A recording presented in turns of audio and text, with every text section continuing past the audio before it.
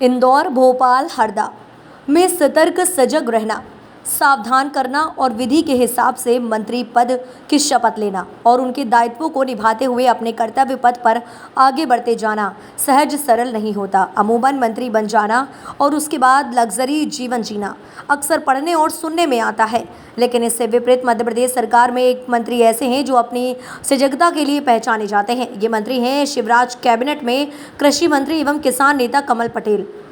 सजगता और अपने कर्तव्य पद की शपथ को निभाने वाले कमल पटेल अक्सर संवेदनाओं को लेकर शासन प्रशासन को सावधान करते रहते हैं। ऐसा ही एक मामला गुरुवार शुक्रवार की मध्यरात्रि को सामने आया है। मामला ये था कि मंत्री कमल पटेल अपने राजस्थान प्रवास के बाद इंदौर से हरदा जा रहे थे। रास्ते में सतवास आता है, जहां पर मध्यरात्रि में सड़क पर रास्ते में डंपर खड़ा हुआ था जो खराब था। मध्यरात्रि में ही जनता को मंत्री का मूवमेंट पता चला तो उन्होंने रात्रि में ही मंत्री की कार का घेराव कर दिया और उन्होंने बताया कि इस डंपर की वजह से कई एक्सीडेंट हो रहे हैं, कृपया कुछ करें। फिर क्या था, मंत्री जी ने जायजा लिया, वीडियो बनाना और इज्जा धमके। रात्रि में सतवास थाने पर टीआई को बुलाया, पूरी स्थिति को बताया, समझाया और मंत्री जब टीआई को समझ नहीं आया तो मंत्री जी ने नाराज होकर कहा कि कड़ी से कड़ी कार्यवाही आप सबके विरुद्ध की जाएगी।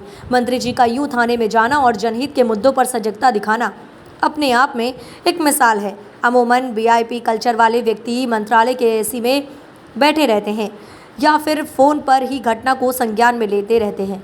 वस्तु स्थिति से उनका कोई लेना देना नहीं रहता।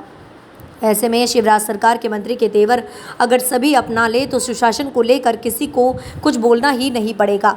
बात ये नहीं है कि थाने का क्या होगा, कार्यवाही किस स्तर तक जाएगी, लेकिन एक बात तय है कि मुख्यमंत्री और गृह मंत्री को इन जैसे मामलों पर संवेदनशीलता दिखाने की ज़रूरत है।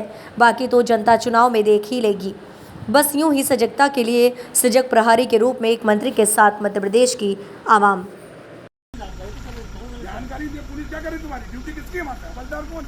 और 1 किलोमीटर पे रोड के ऊपर 5 दिन से डंपर खड़ा है, रात दिन कितने लोग टकरा गए, शर्म नहीं आती तुमको? सर निवेदन है, मैंने आगे भेजा था, वो ट्रैक्टर से नहीं खिंचाया था, तो मैंने इसीलिए बोला। अरे ट्रैक्टर से नहीं खिंचाया तो वहाँ कम से कम लगा दो, लगा दो, रेडियम लगा देते उसमें तो ताकि लाइट में दूर से दिखता लोगों को।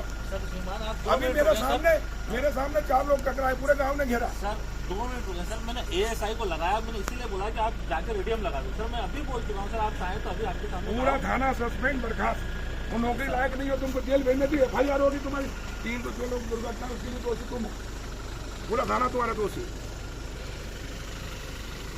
सरकार की सब छवि खराब करके रखे हो तुमको। सर बिल्कुल नहीं करी सर, छवि खराब सर।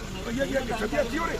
अरे यार शर्म आनी चाहिए तुमको। 5 दिन से डंपा खड़ा है वहाँ रात दिन। सर मैं सही कह रहा हूँ सर, ये खड़े हैं सर, मेरा सही में सर। तुम लोग क्या करते हो?